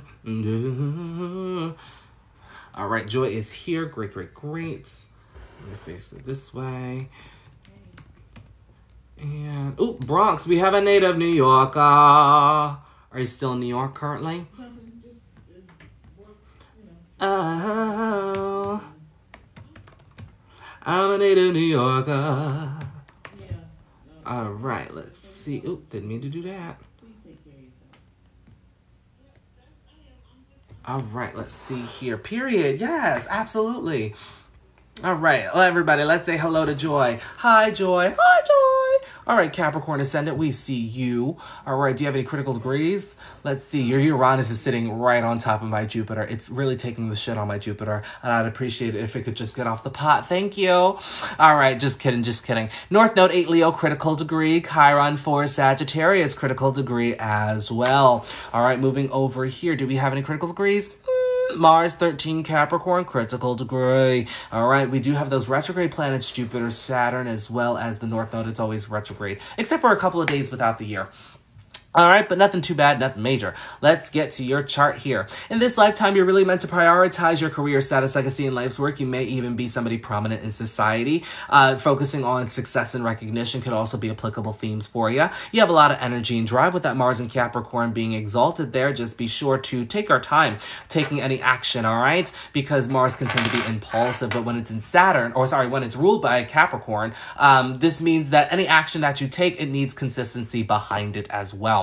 All right, but with your first house ruler and your chart ruler being 5 places from itself in Taurus, you can build a lot of confidence in this lifetime. Very recreational. You do like to enjoy life and have fun, but you do need to build up on your confidence and best express yourself, shine your light despite who is watching. That will help you to build your confidence. That's going to happen over a span of time. It is getting better with time too, with it being in Taurus or Saturn being in Taurus too. All right, let's see what else is going on here. With Aquarius on your second house cusp, you also have Uranus and Neptune here. Definitely watch for spending, because money can definitely come in and come out just as easily. With Uranus here, sometimes you can tend to spend more than what is coming in, so just pay attention to that. Neptune, you may yearn for financial security and stability, and this can definitely come to you, but pay attention to your ideas, especially with Uranus here, because this can actually help you towards any future endeavors that you may be manifesting here. All right, and your ideas are quite progressive and innovative. They can make the world a better place, all right, and progress society forward. But I do see a major square here in regards to your 11th house and your second house. Anytime when I see that, I always go for any ideas that you may have towards your future endeavors that you may want to execute for yourself. You may feel as though that you don't have the resources to get those into the tangible reality, and you do. You have everything that you need to get to the next step in your immediate surroundings right now. So for instance, if you want to be a TikTok star, or you want a podcast and you want to put that out on YouTube, but you don't have the high quality content, but you just want to get started. You have a phone that has a camera, and you could pretend to have a microphone, or you could be really close to it, but you have everything that you need to get to that next step. Remember, this is a journey. It's not just from A to Z and then, oh, we're done, so you have everything that you need to get to that next step. Also, we have Uranus at that apex of a major T-square here, which means that you have a lot of inner tension and conflict in regards to money matters, worth, and value, as well as giving back to yourself through self-replenishment. This can manifest within your friends, groups, networks, organizations, and the execution of your future endeavors, and building up your confidence, expressing yourself, and shining your light, okay? Tapping into prioritizing your healing journey and your transformation, going below the surface, accepting the darker aspects of life, can definitely help you to alleviate any inner conflict and tension that you feel here as well. With your second house ruler being 4 places from itself, this means that a lot of luxuries are going to be revealed to you over a span of time. You'd benefit from having an unconventional sense of a source of income. So that doesn't necessarily mean that you need to have a job, but putting your ideas to use is really what I'm getting at, all right? With your third house being in Pisces, you don't have anything here. This is a very fortunate position if you're an artist, a musician, a singer, a songwriter as well. Sometimes you may not understand where your information is coming from, the information that you share with others, or sometimes you may not even know what you're saying or speaking. Sometimes you don't even know the thoughts that are going on in your mind. Establishing some sort of connection with the universe will definitely help you to better understand that as well. Just be sure to not escape your thoughts, okay?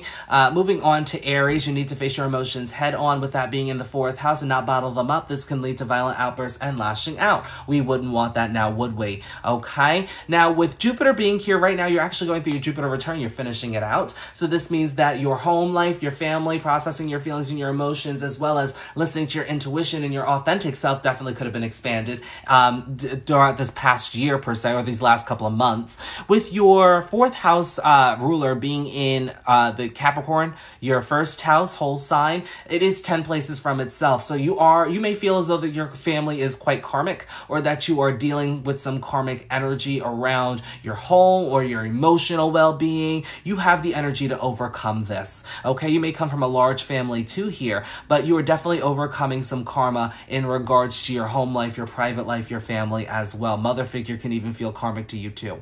All right, moving on to that 5th house, we have Saturn and Taurus. We already talked a little bit about it. Confidence is definitely going to be needed towards your future endeavors, especially towards your mission in this lifetime as well too. So making sure that we are building up that confidence and expressing ourselves despite who is watching as well. This is where we're going to really build up those best confidence. As I said before, it's going to get better with time. With this also being in Taurus, you want to watch out for overindulgence, but you're meant to have fun, because sometimes Saturn in the 5th house tends to work, but they don't know how to have fun as well. So you're also learning how to have fun, go on adventures, prioritize love and romance as well. Children can even help you out here to some degree too. With your 5th house ruler being 5 places from itself, it's 5th from the 5th, it's in the 9th house. Very fortunate energy manifested for you there. All right, although Venus is in its fall, it's still fortunate energy manifesting, but you know what you want. Just be sure not to set your own bar so high to where you can't reach it yourself. All right, we're moving on to the 6th house in Gemini. Nothing major here. Just be sure that we are not spreading any gossip or misinformation in our day-to-day, but you could definitely benefit from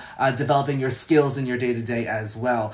Maybe having a routine or a schedule will best help you here to develop yourself. All right, your 6th house ruler can be found in your 12th house, so it's 7 places from itself. Natural desire for spiritual development and spiritual liberation. Setting up those energetic boundaries in your day-to-day will definitely help you out here as well. All right, moving on to that 7th house in Cancer. In a past life or early on in this life, you could have focused on home, family, processing your feelings and your emotions, as well as listening to your intuition and channeling your authenticity.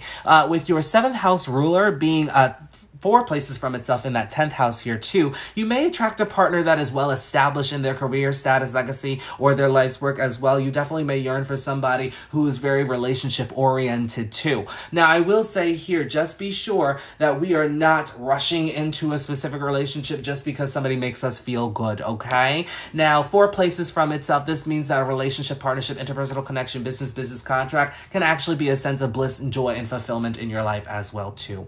But we don't have any placements here, so it's not a major focus that we're paying attention to. Let's see here. It's so hard not to want to rush. Oh, I get it.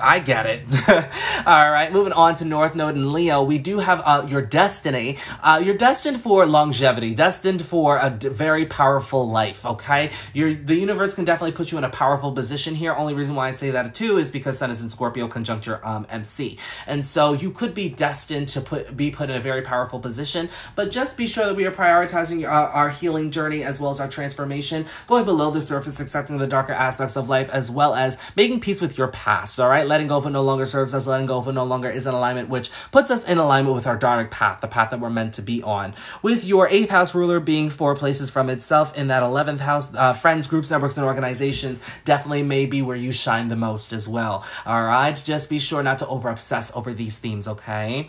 Moving on to your 9th house in Virgo, we have Venus here. Other people definitely can help you to find your meaning of life, a belief system, or philosophy. They can even help you to expand on it. Be sure to ask questions when you're trying to look for a meaning of life or a belief system as well. You're definitely meant to ask questions, but watch for criticism for yourself and for others especially, okay? 9th house ruler being in your 12th house, 4 places from itself. Finding a meaning of life can definitely bring you bliss and fulfillment. Traveling to foreign lands can even help you to find your own meaning of life as well.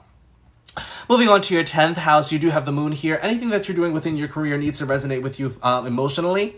If not, it definitely may not be worth it, okay? Other people will definitely help you out to grow your career, status, legacy, and life's work. You're not meant to do this alone, but you'll gain emotional fulfillment here.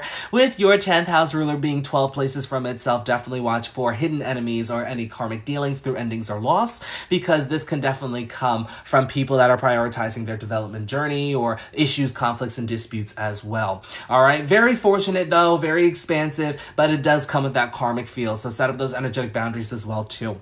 Also, paying attention to your subconscious mind. You establishing some sort of connection with the universe can definitely help you to progress forward in your career, status, legacy, and life's work. With your 11th house being ruled by Scorpio, you have the Sun and MC here. So major focus is on friends, groups, networks, organizations, and the execution of your future endeavors. Just be sure that we're not over-obsessing over these themes, as I said before.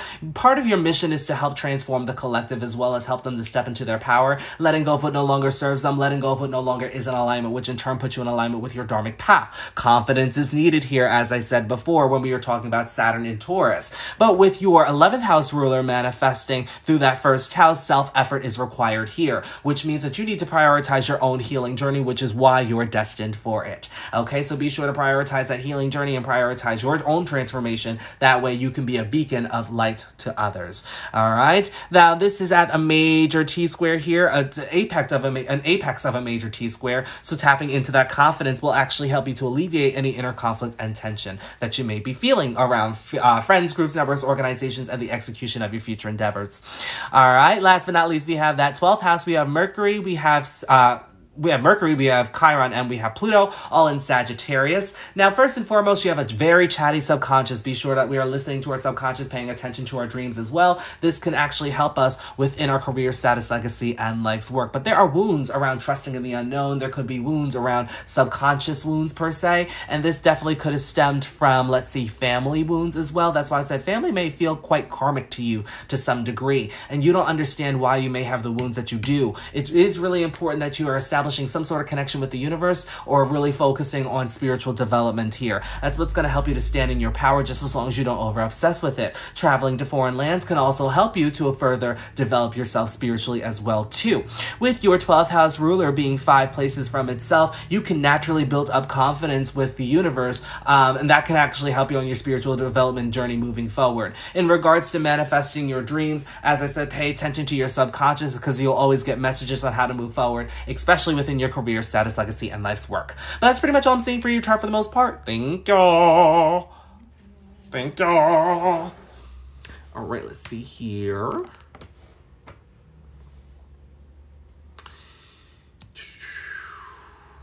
All right, that was Joy. And then we have to say, thank you. Yes. Thank you for the reading. Of course, resonating from the beginning to end. Thank you. All right, we have Angelica. Angelica is up next. Born in Los Angeles, California. California girls are undeniable. Fine, fresh, fierce. We got it unlocked. Pine cones. I was going to say pine cones, but that's not the words. West Coast represent, we're unforgettable. Ooh, ah, ooh, ah, ooh, oh, ooh, ah, ooh, ah, ooh, oh. Thank you. Tell your friends I'm here all week. All right, let's see. Do they have a song for Los Angeles? They don't, right? Let's see. Oh, Born on Christmas. Do you get twice the gifts? Because I had somebody else that was born on Christmas, but I asked them this, and they're like, oh, no, not anymore. But for your birthday, do you get, like, one for your birthday, one for Christmas? Or, you know, do you just get one present? Or do you not get any presents? And everybody else is just being bitter because you're sharing your birthday with the great Jesus himself. All right, let's see here. Depends on the person. That's right. That's right. You better use your connections. All right. Without further ado, let's all say hello to Angelica. Hi, Angelica. Hi, Angelica. All right. Let's see down here. Do you have any critical degrees? Let's take a look. I'm not seeing anything over here. Let's take a look at, oh, actually, I am seeing something, those self-inflicted wounds. We're going to get to that in just a second. All right. And then over here, wow, I don't think that, oh, just kidding. We do have the critical degree, Jupiter 8 Scorpio. See, it was hiding. It was secretive. All right. That's the only critical degree, nothing bad, nothing major. Let's get to your chart up here. We have a Pisces ascendant here. Saturn's in the first. How you feeling? All right. Is it really restricting you? Hopefully it's not that bad of a transit. All right. Major focuses on spiritual development, spiritual liberation, establishing your connection with the universe, and trusting in the unknown. All right. First house ruler could be found in that 9th house, which means major focus is going to be on finding a philosophy, a meaning of life, a certain belief system, and expanding on that. Doesn't necessarily have to be spiritual here, but this is also going to come through your healing journey. This may be quite transformative for you here. A lot of transformation that you're going to go through, but you're meant to share your wisdom and experience with other people, okay? It's what's going to help you to stand in your power, just as long as you don't over-obsess with it.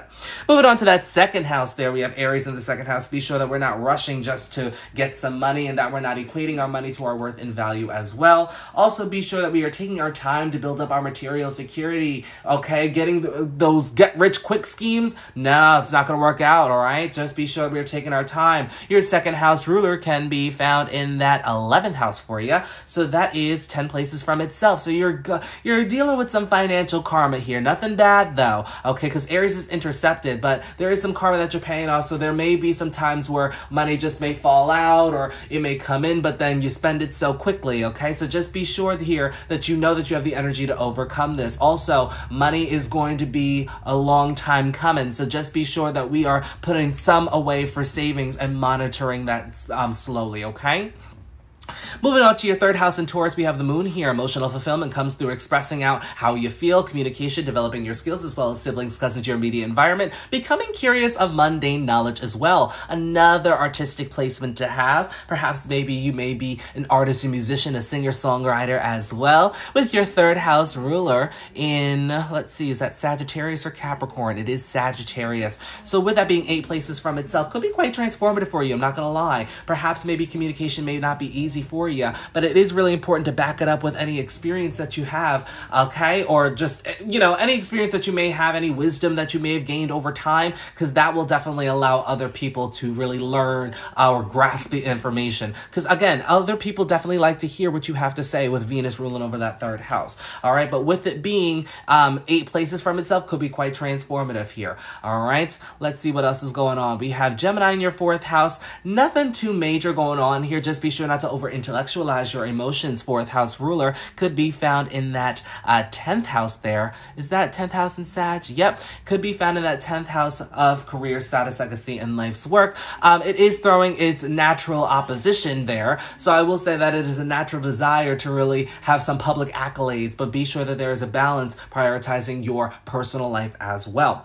Nothing going on in 5th house in Cancer. You may find emotional fulfillment through building up your confidence, expressing yourself, shining your light, as well as having fun going on adventures, love and romance, children as well. With your 5th house ruler being seen through Taurus, it is actually 11 places from itself. Quite an exalted placement that we got going on there. A lot of gains and rewards can come when you build up your confidence and express yourself and not dim your light because of other people's projection, all right? We have your 6th house in Leo. Major shining could be found when you're well, you shine in mundane responsibilities and daily operations, as well as work schedule routine around personal development and physical health.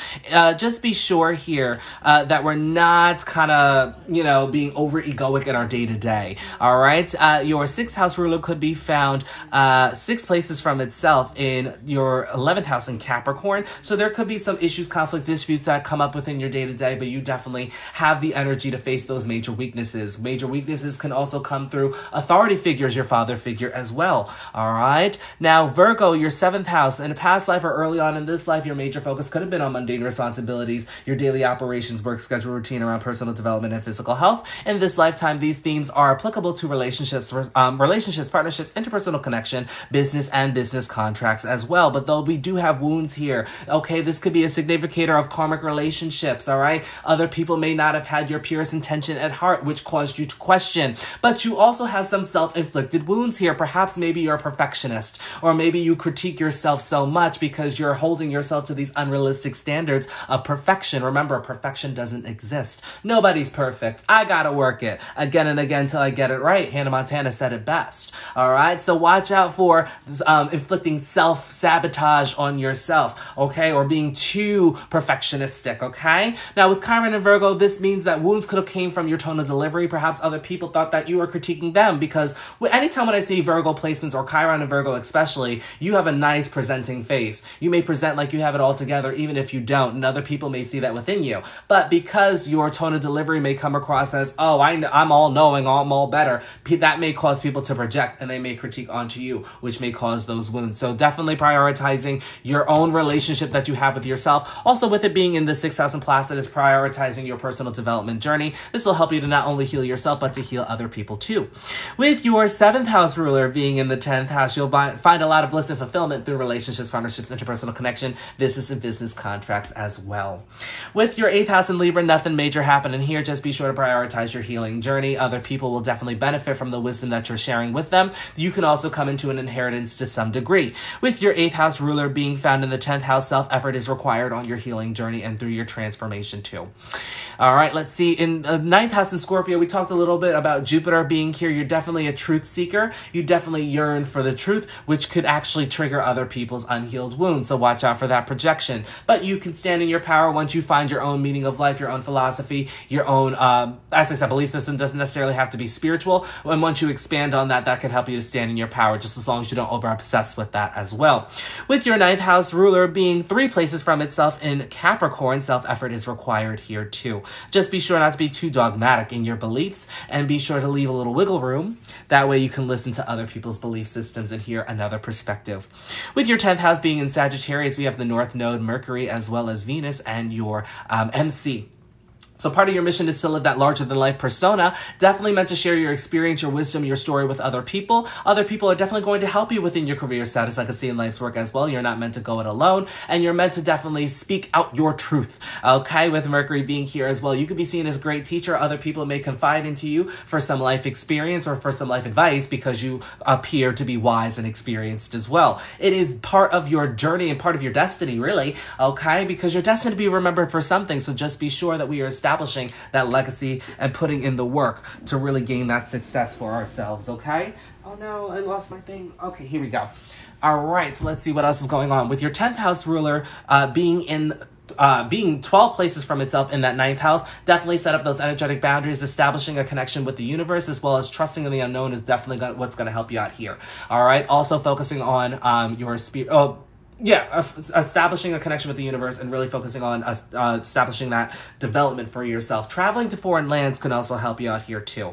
But prioritizing your healing journey as well as your transformation is also going to help you within your career, status, legacy, and life's work as well. Moving on to the 11th house in Capricorn, major focus is going to be on friends, groups, networks, organizations, and the execution of your future endeavors. So you have a lot of energy and drive with Mars there. Mars is in its exalted state. Just watch out for impulsivity and spontaneity when executing any future endeavors for yourself. Any future endeavors for yourself is going to require some structure and organization before you execute them through. You may yearn to have for friend groups, people that understand you. You may yearn not to be rejected, but you need to understand why you are different. It's because you have the energy that can progress society forward, thus making the world a better place. Okay? But with Capricorn here, you need to face these themes in a more realistic sense, because if not, this could be quite karmic for you. With Uranus also being here as well, it is really important to listen to your ideas, because those are also quite innovative and they can help you towards your future endeavors as well.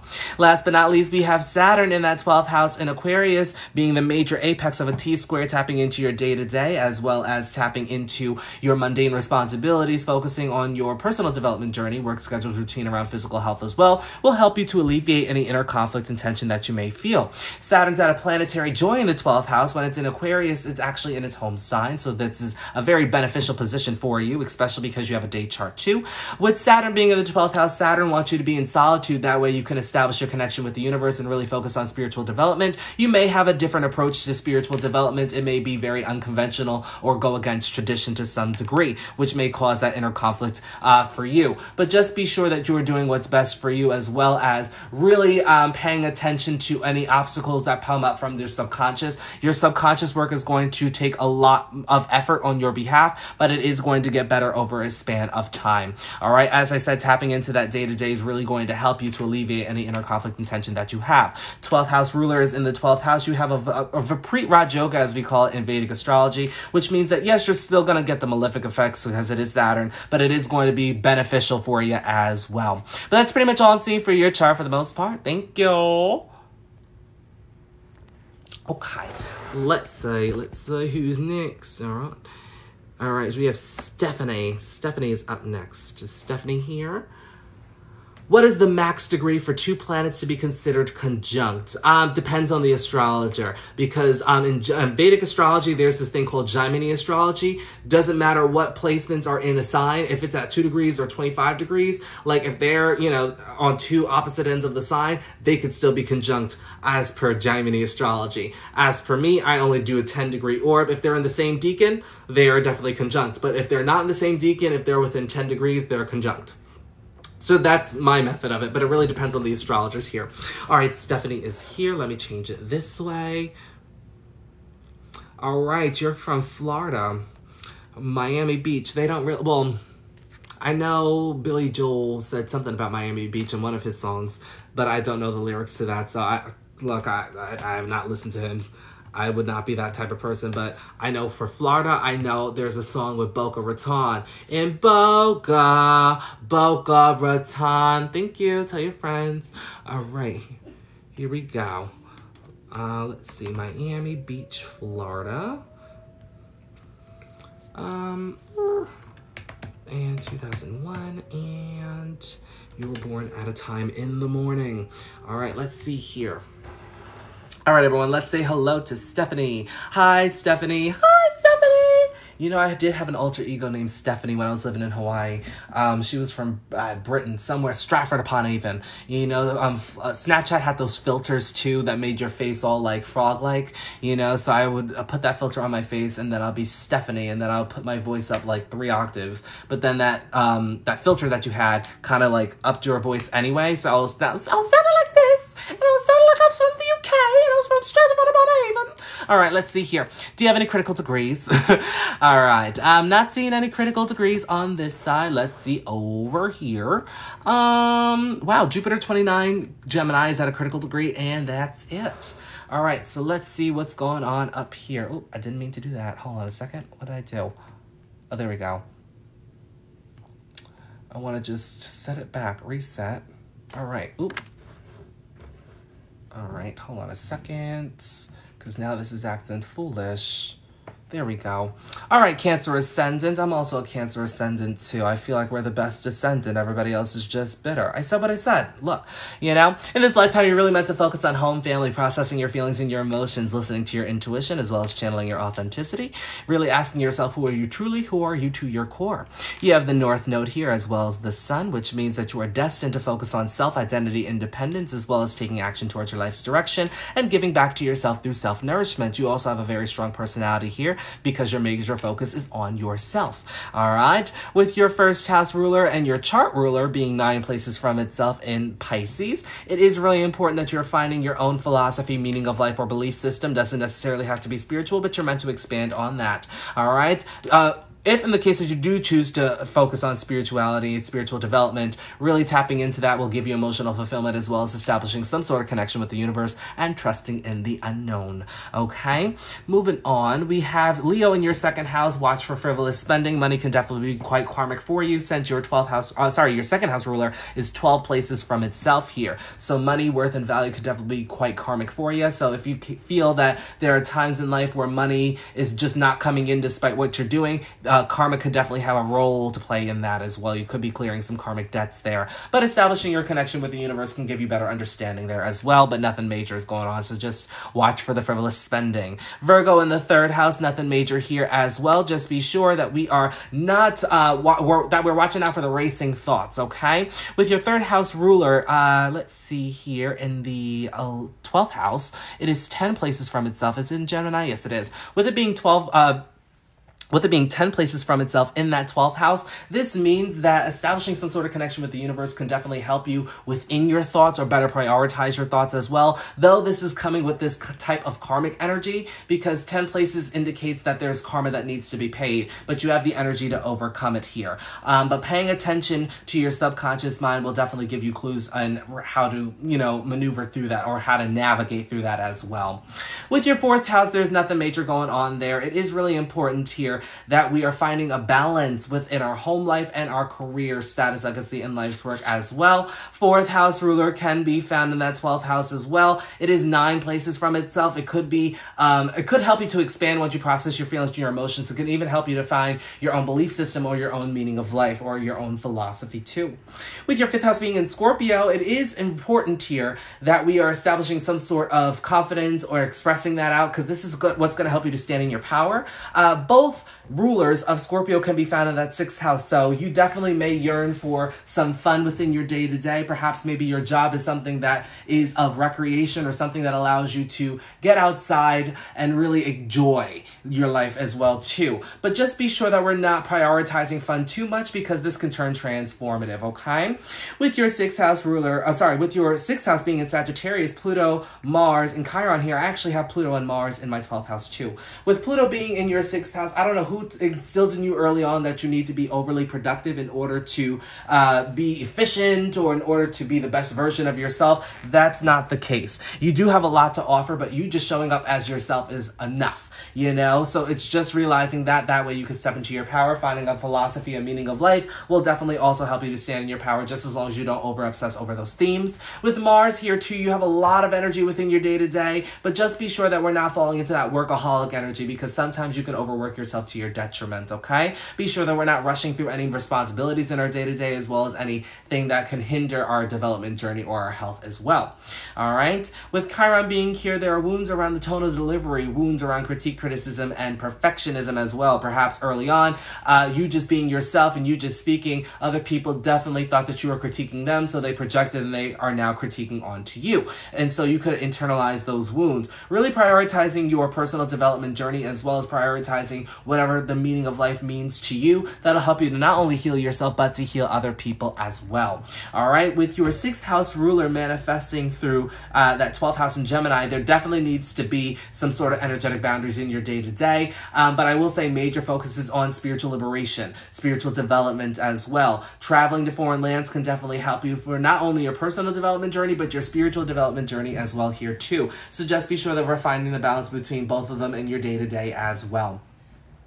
With your 7th house being in Capricorn, there's nothing major here, but in a past life or perhaps early on in life, you could have been focused on career status, like I say, in life's work. Perhaps maybe you were prominent in society in a past life. In this lifetime, this is going to pertain to relationships, partnerships, interpersonal connection, business contracts. But I will say, since your 7th house ruler is 6 places from itself in that 12th house in Gemini, it is really important to note that you could come across karmic relationships, or there could be some issues, conflicts, disputes in a relationship before your Saturn return. After your Saturn return, this can indicate a long-term connection. Nonetheless, you may come across a lot of karmic relationships here and there. Okay?